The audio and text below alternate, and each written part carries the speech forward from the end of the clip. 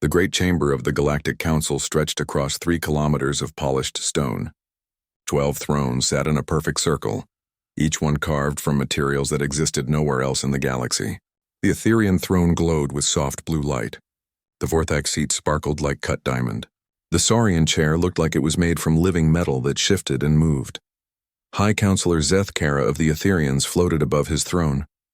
His body was tall and thin, almost see-through, with lights dancing under his skin. These lights showed his emotions and thoughts to others of his kind. Right now the lights were calm and steady. He had called this meeting, and he knew it would go just like all the others. The humans will arrive soon, Zethkara said. His voice was like music, soft and beautiful. Another young race that thinks they can expand across the stars without asking permission. Counselor Vextar of the Vorthak made a sound like breaking glass. This was how his people laughed. His body was made of living crystal, clear and sharp. They are like children playing with fire. They do not understand how the galaxy works. The Saurian representative, War Chief Grakthos, leaned forward in his chair. His scales were dark green and covered in old battle scars. His people had been warriors once, long ago, before they joined the council. These humans have been busy. Our scouts report they control 47 star systems now. 47 systems in less than 200 years, said Counselor Nimara of the Peaceful Collective. Her people looked like walking plants with leaves for hair and bark for skin.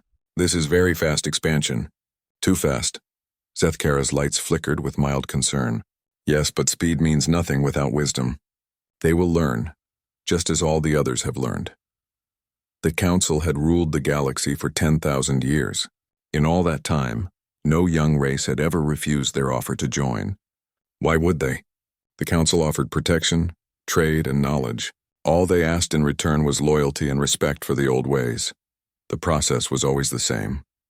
A new race would start to spread across a few star systems. The Council would notice. They would send an invitation to join the great family of galactic civilization. The young race would see the wisdom in this and accept. They would send gifts and representatives. They would learn their place in the order of things. Sometimes a race might be stubborn at first. The Council had ways to help them understand. Economic pressure usually worked. No trade with Council worlds. No access to certain star lanes. No protection from pirates or raiders. Most races came around quickly after that. I have prepared the usual welcome, said Counselor Telnara of the Commerce Guild. Her people were small and round, with 6 arms and golden fur. We will offer them junior membership status, access to 3 trade routes, protection for their home system. Very generous for such a young race.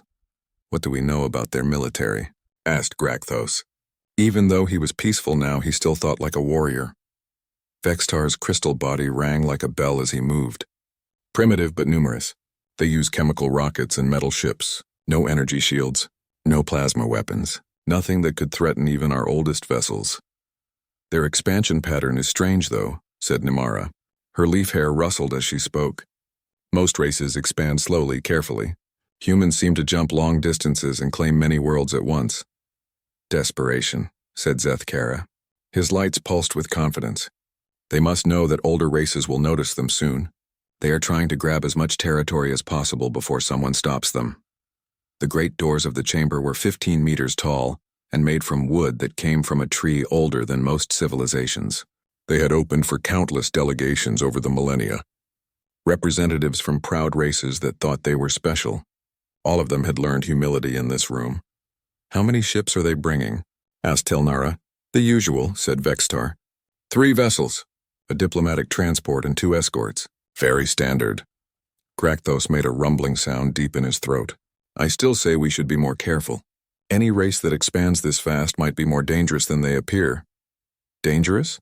Zethkara's lights flickered with amusement. My dear Grakthos, we have 12 of the most advanced civilizations in the galaxy. Our combined fleets number in the hundreds of thousands. Our technology is beyond their understanding. What could possibly threaten us? The other counselors made sounds of agreement. They had heard similar concerns before when the Corvan Empire had first appeared, or when the Swift Republic had started their rapid expansion. Both had seemed dangerous at first. Both had joined the Council peacefully once they understood the situation. The humans will be no different, said Nimara. Young races always think they are special. They learn better once they see the size of the galaxy. A soft chime filled the chamber. This meant a message was coming in from the sensor stations at the edge of the system. Counselor Yithmag of the Tech Union spoke for the first time. His people were living machines, and his voice sounded like grinding gears. Long-range sensors detect ships approaching. The human delegation has arrived. Good, said Zethkara. Are they following the proper protocols? There was a pause. Yithmag's mechanical eyes flickered as he processed the data. The sensor readings are unusual. Unusual how? Asked Vextar. There are many more ships than expected. Many more, Grekthos sat up straighter. How many more? Over 200 vessels. And they are not following standard diplomatic approach patterns. The lights under Zethkara's skin began to flash faster. This showed confusion and concern. 200 ships.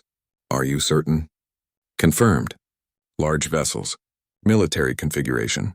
They are requesting permission to land heavy equipment on the Council world.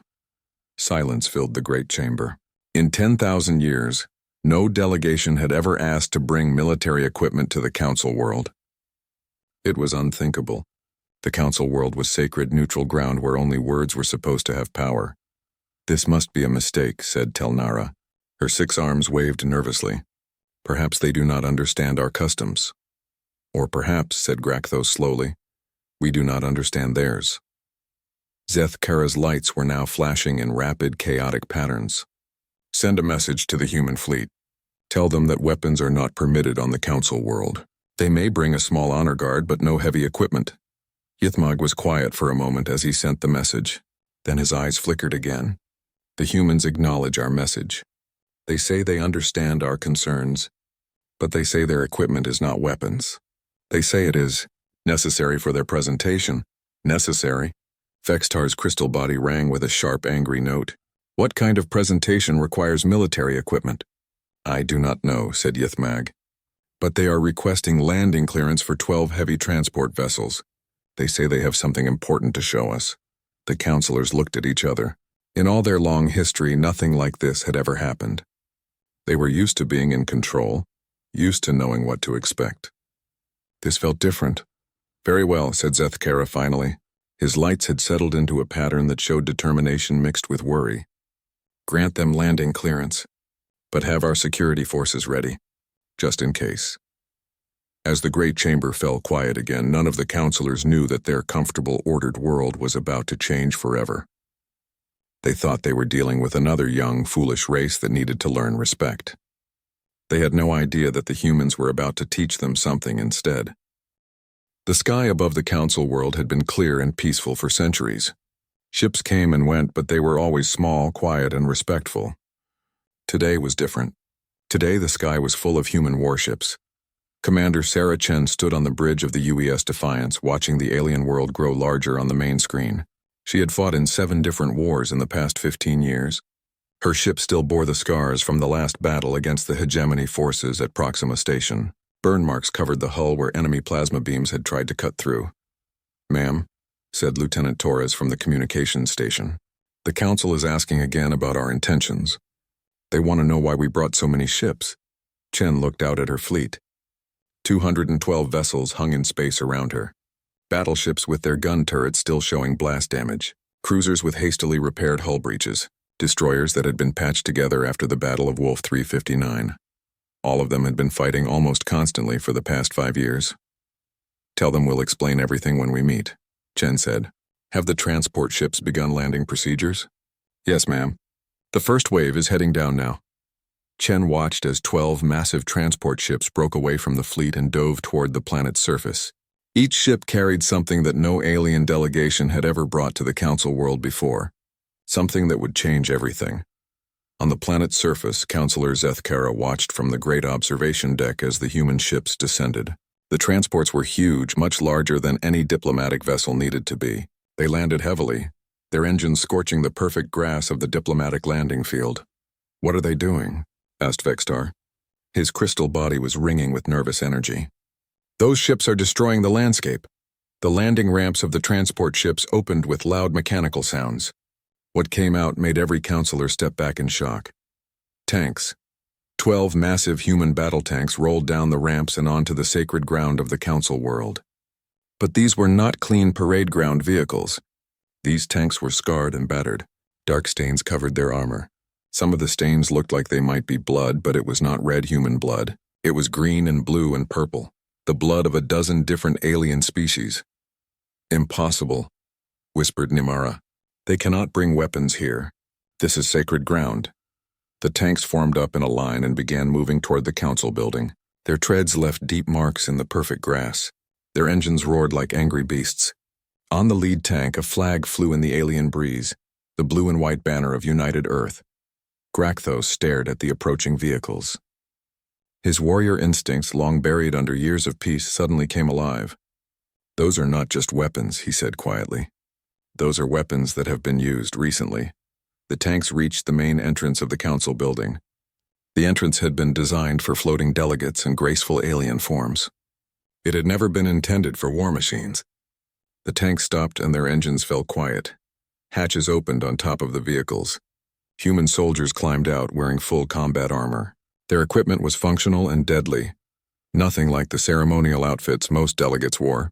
These soldiers had the look of people who had seen real battle. Their eyes were hard and watchful. From the lead tank, a woman climbed down. She was not tall or impressive looking. Her hair was gray and her face showed lines of stress and fatigue.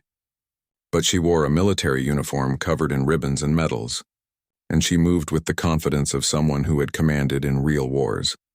This was Ambassador Sarah Chen, though she still thought of herself as Colonel Chen most of the time. The Earth government had chosen her for this mission because she understood both war and diplomacy. More importantly, she understood that sometimes they were the same thing. "Ma'am," said Sergeant Martinez, her aide, "the council representatives are coming out to meet us." Chen looked up at the great building. It was beautiful, made from white stone that seemed to glow in the alien sunlight. It was also completely impractical for defense. No gun positions, no barriers, no protection at all. These people had lived in peace for so long they had forgotten what war looked like. The great doors of the council building opened. A group of aliens emerged, moving slowly and carefully. Chen recognized them from the briefings. The glowing Etherians, the crystal Vorthak, the plant-like collective members. They all looked shocked and confused. "Welcome to the council world," said Zeth Kara, his lights flickering in patterns that showed deep confusion. "I am High Counselor Zeth Kara. We were not expecting such a large military presence." Chen walked forward, her boots making loud sounds on the stone pathway. Behind her, the tanks waited like sleeping predators. "High Counselor," she said with a respectful nod. "I am Ambassador Sarah Chen, representing the United Earth government. We appreciate your invitation to address the council. Your invitation said all races should come as they truly are when they speak to the council. This is how humanity travels these days. Ready for war because war keeps finding us." Vextar's crystal body rang with sharp, discordant notes. "This is highly irregular. Weapons are not permitted on the council world. This has been our law for 10,000 years. Chen looked at the crystal being with steady eyes. "These aren't weapons, Counselor. They're history. Each one of these tanks has a story to tell. Stories about what happens when young races meet older ones in this galaxy. Stories I think you need to hear." Grakthos stepped forward. His old warrior instincts were fully awake now. "Those stains on your vehicles. Is that blood?" "Yes," Chen said simply. "The blood of 17 different species. All of them came to humanity with offers of friendship and partnership. All of them tried to conquer us when we said no. All of them learned that humans fight differently than they expected. The silence that followed was complete. No one had ever spoken to the council like this before. No young race had ever arrived with weapons and talked about fighting older civilizations. You fought council member races?" asked Telnara, her 6 arms trembling. "We fought everyone who tried to enslave us," Chen replied. "Some of them happened to be council members. The hegemony tried to protect us by taking control of our military. The corporate union wanted to help us by managing our economy. The Stellar Compact offered to guide us by choosing our leaders." Chen gestured toward the tanks. "Each time we said no. Each time they decided to use force to make us agree. Each time we showed them why that was a mistake." "Impossible," whispered Nimara. "The hegemony has fleets that number in the thousands. How could a young race defeat them?" Chen's smile was cold and tired. "You'd be surprised what people can do when they're fighting for their freedom. The hegemony had big fleets and advanced weapons, but they had been at peace for centuries. They had forgotten how to really fight. "We hadn't," said Sergeant Martinez quietly. Zethkara's lights were flashing in rapid, chaotic patterns. But this is not how things work. Young races are supposed to accept guidance from older, wiser civilizations. This is the natural order. Says who? Chen asked. You? The Council? What gives you the right to decide how other species should live? The question hung in the air like a bomb waiting to explode. For 10,000 years, no one had ever asked it. The Council's authority had been accepted without question, like a law of nature. Now this human woman was standing on their sacred ground, surrounded by war machines, asking them to justify themselves. We bring peace to the galaxy," said Vextar, but his voice had lost its confidence. "Do you?" Chen asked. "Or do you just force everyone to live the way you want them to?" "There's a difference between peace and surrender, Counselor. Humanity learned that lesson the hard way." Behind her, the tanks waited in the alien sunlight, their battle scars telling stories of a species that had refused to kneel. The Council members stared at these impossible machines and began to realize that their comfortable world was about to change forever. The great chamber of the Galactic Council had never seen anything like this before. 12 battle-scarred tanks sat in a perfect line down the center of the hall, their engines quiet but ready. The polished stone floor now bore deep track marks from their treads. The smell of fuel and metal filled the air where once only incense and peaceful thoughts had existed.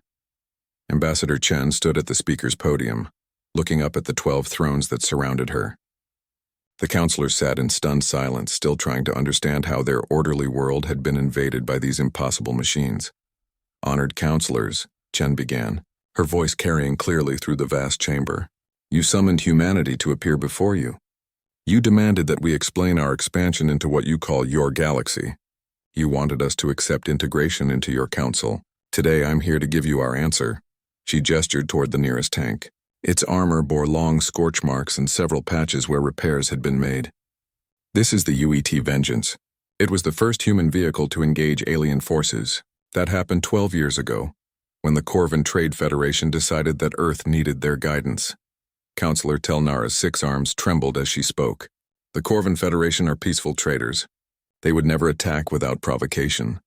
Chen's laugh was harsh and bitter. "Peaceful? They sent a fleet of 50 warships to Earth's orbit.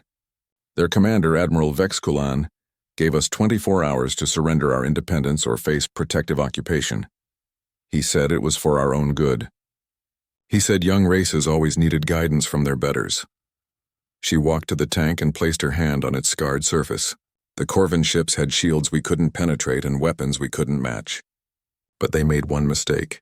They thought we would be afraid. They thought we would surrender when we saw how outgunned we were." Zethkara's lights flickered nervously. "What? What did you do?" "We showed them what human engineering looks like when we're desperate," Chen said. "These tanks weren't designed to fight in space. But our scientists worked for 18 straight hours and turned them into kinetic missiles. We loaded them into cargo ships accelerated to maximum velocity and rammed them straight into the Corvan fleet." The chamber fell completely, silent except for the soft hum of the tank's standby systems. The Corvan shields were designed to stop energy weapons and conventional missiles. They weren't designed to stop 60 tons of angry human tank moving at near light speed. The Vengeance here personally destroyed Admiral Vexkulan's flagship. The rest of the Corvan fleet retreated after losing 30 ships. Counselor Vextar made a sound like breaking glass. You rammed their ships? With ground vehicles?" "It worked," Chen said simply. "But the Corvans weren't the last ones to try their luck with humanity." She moved to the second tank in line. This one had even more battle damage, and the stains on its armor were clearly visible. "This is the UET Retribution. It earned its name fighting the Saurian hegemony." Grakthos leaned forward on his throne. "That is impossible. The hegemony has not engaged in warfare for over 3,000 years. They made an exception for humanity," Chen said. "After the Corvan defeat, the hegemony decided that humans were a dangerous anomaly that needed to be corrected. They sent a much larger fleet, over 300 ships. Their commander, War Marshal Thaktar, was very polite about it. He said they were coming to liberate humanity from our own violent nature." The human ambassador's eyes grew cold as she remembered. "They bombarded 3 of our colony worlds from orbit. Civilian targets, hospitals, schools, homes. They said it was necessary to demonstrate the cost of resistance. Nimara's leaf hair rustled with distress. Surely you surrendered then? To save innocent lives? We declared total war, Chen said flatly. The retribution was part of the force that hunted down War Marshal Thaktar's flagship. It took us 6 months, but we tracked them to the Rigel system. The green stains on this tank's armor? That's Saurian blood. War Marshal Thaktar's blood, specifically. Grakthos made a deep rumbling sound. As a former warrior, he understood what that meant. You killed a war marshal in personal combat? Tank versus war marshal isn't really personal combat, said Sergeant Martinez from his position beside the vehicles. More like pest control. Chen moved to the third tank. The UET Defiance fought the corporate union when they decided that human economic independence was a threat to galactic stability.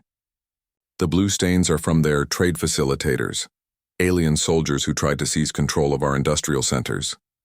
She continued down the line, each tank representing another war, another alien civilization that had tried to force humanity into submission. The Stellar Compact, who wanted to choose Earth's government. The Peaceful Collective, who said human expansion was environmentally irresponsible. The Tech Union, who claimed human AI research was dangerous. Each time, Chen said as she reached the end of the line, they came with the same message. Submit to our authority. Accept our guidance. Let us manage your civilization for your own good. And each time we gave them the same answer. She turned to face the council directly. No. The word echoed through the great chamber like a gunshot. It was a word the council had rarely heard in their 10,000 years of rule. It was a word that challenged everything they believed about how the galaxy should work. But this is madness, said Councillor Yithmag, his mechanical voice grinding with confusion. Young races cannot simply refuse the guidance of older civilizations. There must be order. There must be hierarchy. Why? Chen asked again. Who decided that? What gives any of you the right to rule over species you've never met, on worlds you've never seen? We bring stability, said Zethkara, but his lights were flashing in uncertain patterns. We prevent chaos. You prevent freedom, Chen replied. There's a difference. Look at this chamber. Look at your thrones, your palace, your perfect world. How long since any of you faced a real challenge? How long since anyone told you that you might be wrong? She gestured toward the tanks again. These machines represent something you've forgotten exists. They represent people who would rather die fighting than live kneeling. They represent the idea that maybe, just maybe, your way isn't the only way. Telnara's voice was small and confused. But if every race refuses to join the council, there will be war. Constant war. There's already war, Chen said. You just force everyone else to fight it for you. Every time a species refuses your generous offer, you find ways to pressure them until they submit or die. You call it diplomacy, but it's still conquest. At least we give them a choice, said Vextar. Chen's smile was cold as winter. Submit or face consequences isn't a choice. It's a threat. And humanity has made it very clear how we respond to threats. She walked back to the center of the chamber, surrounded by the silent tanks that had fought impossible battles and won.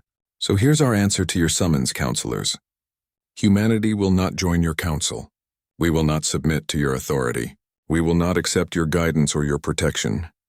The silence that followed was absolute. For the first time in 10 millennia, someone had told the Galactic Council exactly what they could do with their offer of integration. We're willing to trade with you, Chen continued. We're willing to talk with you. We're even willing to fight alongside you if you face a genuine threat. But we will do it as equals, not as your subjects. And if we refuse? Asked Grakthos quietly. Chen looked at the former warrior and nodded with respect. Then you'll learn what the Corvin Federation learned. What the Saurian hegemony learned. What 17 different civilizations have learned over the past 12 years. Which is that humans fight differently when they're fighting for their freedom. And we never ever give up. The tank sat silent around her, their battle scars telling the story of a species that had paid for its independence in blood and steel. The council stared at these impossible machines and began to understand that their age of unchallenged authority was over. The great chamber erupted into chaos as Ambassador Chen finished speaking. For 10,000 years, the council had ruled through unanimous agreement and careful consensus. Now, for the first time in their long history, they faced a crisis that divided them completely. Councillor Grakthos rose from his throne, his scales shifting from dark green to deep red, a sign of excitement among his people. The humans speak truth, he said, his voice rumbling through the chamber. I had forgotten what real warriors look like. We have grown soft in our peace, and soft? Vexitar's crystal body rang with sharp, angry notes. We have built the greatest civilization in galactic history. We have brought peace to 10,000 worlds. Peace at the point of a sword is not peace, Grakthos replied. It is merely delayed war. These humans understand what we have forgotten, that freedom must be earned, not given. Zethkara's lights flashed in rapid, anxious patterns. This is not how things work. There must be order. Young races need guidance. Without the Council's authority, there will be chaos across the galaxy. Perhaps, said Nimara quietly, her leaf hair rustling with thought. But perhaps chaos is better than the slavery we have been calling peace. The other counselors turned to stare at her in shock. Nimara's people, the peaceful collective, had been among the Council's strongest supporters for centuries. To hear her questioning their authority was unthinkable. You cannot be serious, said Telnara, her 6 arms waving in distress. The Commerce Guild has built trade networks that span the galaxy. Without Council authority to maintain them, everything will collapse. Will it? Chen asked from her position beside the tanks. Or will free peoples find new ways to trade with each other? Ways that don't require permission from distant rulers? Counselor Yithmag's mechanical eyes flickered as he processed thousands of calculations. The economic disruption would be enormous. Chaos variables increase exponentially without central authority. So do innovation and growth, said Sergeant Martinez. Funny how that works. Chen walked closer to the thrones, looking up at the beings who had ruled the galaxy for longer than human civilization had existed. You keep talking about chaos like it's the worst thing that could happen. But let me ask you something. When was the last time any of your peoples created something truly new? When was the last time someone surprised you with an idea you'd never considered? The counselors looked at each other uncertainly. It had been centuries since any member race had produced significant innovations. The Council's rigid structure discouraged experimentation and rewarded conformity. We maintain stability, said Zethkara, but his lights showed doubt. We preserve knowledge. We prevent the wars that would destroy civilization. You prevent everything, Chen replied. Growth, change, discovery, freedom. You've turned the galaxy into a museum where nothing ever changes and nothing new is ever born. Grakthos stood and walked down from his throne, moving closer to the tanks. His warrior's eye examined the battle damage with professional interest. These machines, he said slowly. They were not designed for space combat, yet they defeated ships that should have been impossible to touch. How? Desperation breeds innovation, Chen said. When the Corvin fleet arrived, we had 18 hours to come up with a solution. Our engineers worked around the clock, modifying these tanks in ways no one had ever tried before. They didn't have time to worry about whether it was supposed to be possible. And it worked because you were fighting for something that mattered, Grakthos said, understanding lighting up his reptilian features. Exactly. When people fight for their freedom, they find ways to do impossible things. But when they're comfortable and safe and told what to think, they stop trying to do anything at all. Vextar's crystal body rang with harsh, discordant notes. This is madness. You speak of freedom as if it has value beyond order and security. What good is freedom if it leads to war and suffering? What good is security if it leads to stagnation and death? Chen shot back. Look around this chamber. Look at your people. When was the last time any of you felt truly alive? When was the last time you faced a challenge that made your hearts race? The silence that followed was telling. The counselors had lived for centuries in their comfortable roles, managing a galaxy that ran itself. They had forgotten what it felt like to struggle, to strive, to risk everything for something they believed in. The human speaks wisdom, said a new voice. Counselor Rathion of the Explorers Guild had been silent until now. His people were natural wanderers who had once traveled the galaxy in search of new worlds and new experiences. But they had grown cautious under council rule, content to manage known territories rather than seek new ones. For too long, we have chosen safety over growth. We have chosen control over discovery. Perhaps it is time to remember what we lost when we stopped taking risks. Risks lead to disasters, said Telnara. The last time races were allowed to act independently, the galaxy was torn apart by the expansion wars. And from those wars came technologies and ideas that advanced civilization by centuries. Rathion replied. Yes, there was conflict, but there was also growth, discovery, and achievement that we have not seen since. Chen nodded toward the explorer's representative. Thank you, counselor. You understand what we're trying to say. We're not asking you to abandon civilization. We're asking you to remember that civilization grows through challenge, not through comfort. Zethkara's lights were flashing in increasingly frantic patterns. But if we allow independence, if we permit races to refuse our guidance, everything will change. The order we have built will crumble. Good, said Grakthos firmly. It is time for that order to die. It has served its purpose, but now it holds us all back. You would see the galaxy burn for the sake of your barbaric ideals? Vextar's voice was sharp as broken glass. I would see it live again, Grakthos replied, even if that means accepting the risks that come with life. Chen looked around the circle of thrones, seeing the division that was tearing the council apart. Some, like Grakthos and Rathion, were beginning to understand her message. Others, like Vextar and Telnara, clung desperately to the old ways. You don't have to choose right now, she said quietly, but you do need to understand that the old ways are ending whether you like it or not. Humanity has proven that the Council's authority can be challenged. Other races will learn from our example. Are you threatening us? Asked Yithmag. I'm stating a fact, Chen replied. Word of what happened here today will spread. Every subject race in the galaxy will learn that someone said no to the Council and survived. Some of them will decide to try it themselves. Nimara's voice was thoughtful, and if they do, we will face the same choice we face now. Adapt to a new reality, or try to hold on to power through force. Force that we may not be able to apply successfully, added Rathion. If humanity could defeat Council member fleets, other races may be able to do the same. The chamber fell quiet as the implications sank in. The Council's power had always rested on the assumption that they were unbeatable. Humanity had shattered that assumption, and there was no way to repair it. So what do you propose? Asked Zethkara finally, his light settling into patterns of reluctant acceptance. Chen gestured toward the tanks that surrounded her. These machines represent more than just military victory. They represent the idea that progress comes from challenge, that growth requires risk, and that freedom is worth fighting for. We propose a new kind of galactic civilization. Not one ruled by ancient powers, but one where all races meet as equals, where ideas compete freely, where innovation is encouraged, and where no one has the right to tell others how to live. And if some races choose wrongly, asked Vextar, if they develop dangerous technologies or pursue destructive paths, then we deal with those problems when they arise, Chen said. Together as equals, not as rulers and subjects. The galaxy is big enough for many different ways of life. Grakthos moved closer to the nearest tank, running his clawed hand along its scarred armor. These machines have seen more real purpose in 12 years than I've experienced in 3 centuries of council membership. Perhaps it is time for all of us to remember what it means to truly live. The great chamber fell silent again as the councilors contemplated a future none of them had ever imagined. Outside, the human fleet waited in orbit, ready to defend their independence if necessary.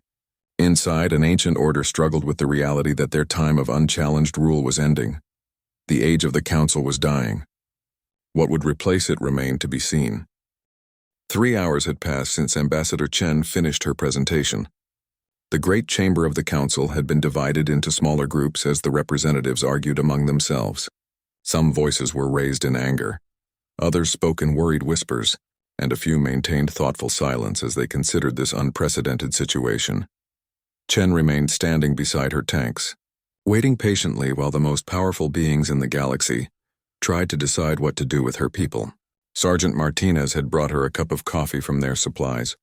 Real Earth coffee, not the synthetic substitutes most alien races used. The familiar taste helped her stay calm as she watched the future of human independence being decided. Ambassador, said a voice behind her. She turned to see Councillor Grakthos approaching. The large saurian moved with the careful grace of a predator, even though his fighting days were supposed to be long behind him. Councillor, Chen replied with a respectful nod. Have you reached a decision? Grakthos looked at the nearest tank, his reptilian eyes studying the battle scars with professional interest. I have reached my decision. Whether the council as a whole agrees remains to be seen. He paused, then spoke more quietly. Tell me truthfully, Ambassador, if we had met humanity before you developed space travel, would you have accepted our guidance? Chen considered the question carefully. Honestly, probably. If you had come to us as teachers and friends, offering to help us grow at our own pace. Most humans would have been grateful for the help, but that is not how we operate. No, you came to us as conquerors demanding submission. You gave us a choice between slavery and war, then acted surprised when we chose war. Grakthos made a rumbling sound deep in his throat, the saurian equivalent of laughter. We had forgotten that there was any other choice to make. For so long, every race we encountered chose slavery. Because it was easier, Chen said. Because fighting seems impossible when you're facing opponents with superior technology and vast fleets. But humans have a saying, "Give me liberty or give me death." We meant it, even when it seemed hopeless. Especially then. Hope isn't about believing you'll win, it's about believing that some things are worth dying for. Their conversation was interrupted by a commotion from the center of the chamber. Counselor Vexistar had risen from his throne and was speaking in sharp, angry tones that made his crystal body ring like a broken bell. "This is intolerable," he declared. "We cannot simply abandon 10,000 years of civilization because one barbaric race refuses to accept proper authority." Zethkara's lights flashed in patterns of deep concern. "But Vextar, we must consider the practical realities. If humanity can defeat our member fleets and if other races follow their example, then we crush them." Vextar's voice cracked like breaking stone. "We combine our fleets, overwhelm them with sheer numbers, and remind the galaxy why the Council's authority is not to be questioned." Grakthos stepped forward, his scales shifting to war red. "And how many worlds will burn while we do that, Crystal Brain? How many innocent beings will die to preserve your precious order?" "As many as necessary," Vextar shot back. "Order must be maintained. Stability must be preserved." "At any cost?" asked Nimara softly. "Even if that cost is everything that makes civilization worth having?" The plant-like counselor had been thinking quietly during the recess, and her words carried unexpected weight. "I have been reviewing our records," she continued. "In the past 1,000 years, how many new forms of art have been created under Council authority? How many scientific breakthroughs? How many works of literature or music or philosophy that changed how people think?" The silence that followed was damning. Under the Council's rigid order, creation had stagnated.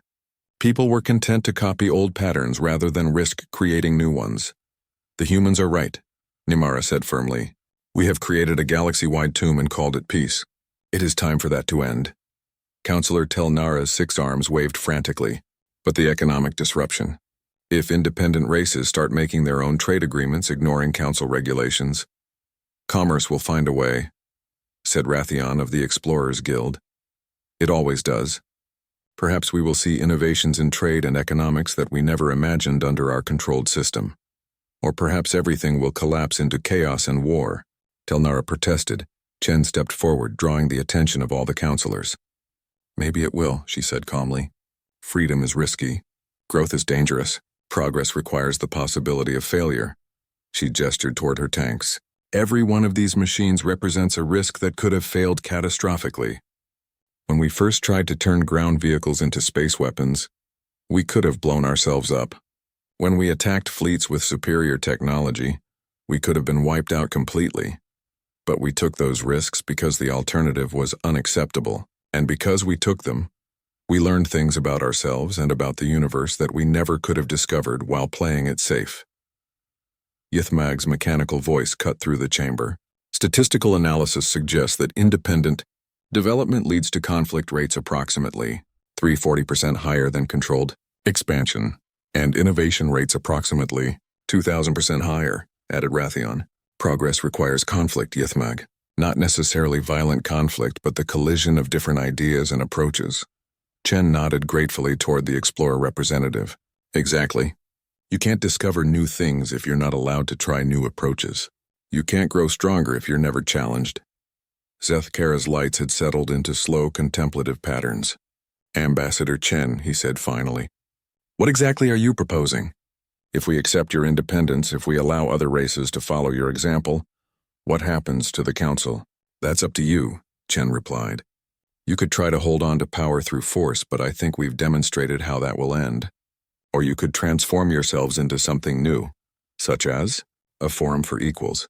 A place where different races can meet to discuss common problems and share knowledge, not rulers and subjects but partners working together toward common goals." Grakthos rumbled his approval. A council of warriors rather than a council of masters. I like this idea. The logistics would be nightmarish, muttered Telnara, but her tone suggested she was already starting to work out the details in her head. It would require completely restructuring our legal frameworks, added Ythmag. But the computational challenges are interesting. Chen smiled for the first time since arriving on the council world. So you're willing to consider it? I think, said Zethkara slowly, that we have little choice. You have shown us that our old ways are ending whether we cooperate or not. Better to guide that change than to be crushed by it. Vextar made a sound like shattering crystal. This is madness. You're throwing away everything we've built. We're not throwing it away, said Nimara gently. We're letting it grow into something better. The crystal being stood rigid for a long moment, then slowly sat back down. I will not support this decision, but I will not actively oppose it either. The consequences will be on your heads. That's fair, said Chen. We're willing to accept responsibility for the consequences of freedom. That's what freedom means. Grakthos walked over to the nearest tank and placed his clawed hand on its scarred armor. These machines came here expecting war, he said. Instead, they may have brought us peace. Real peace, not the quiet of the grave. Time will tell, Chen said. But I think you'll find that people who choose to cooperate work together better than people who are forced to cooperate. Zethkara rose from his throne, his lights now steady and bright. Very well, Ambassador Chen. The Galactic Council officially recognizes the independence of humanity. We will not attempt to force your integration, and we formally invite you to participate in discussions about restructuring our organization into something more egalitarian. We accept your recognition and your invitation, Chen replied. But understand, we won't be the only ones. Word of this will spread. Other races will demand the same independence we've claimed. Let them come, said Grakthos with something approaching enthusiasm. Let them all come. For the first time in centuries, I look forward to seeing what happens next. Chen walked back to her tanks as the human crews prepared to depart. The machines that had brought war to the Council's peaceful world would now carry news of a different kind of victory back to humanity. Not a victory of conquest, but a victory of principles. As the tanks rolled out of the great chamber, their treads left permanent marks in the ancient stone floor. Those marks would remain long after the vehicles were gone, a reminder that sometimes the greatest courage is not the willingness to fight, but the willingness to change. The age of the Council was ending. The age of equals had begun. And somewhere in the galaxy, on a small blue world called Earth, people would soon learn that their tanks had won them something more valuable than any military victory. They had won the right to determine their own destiny.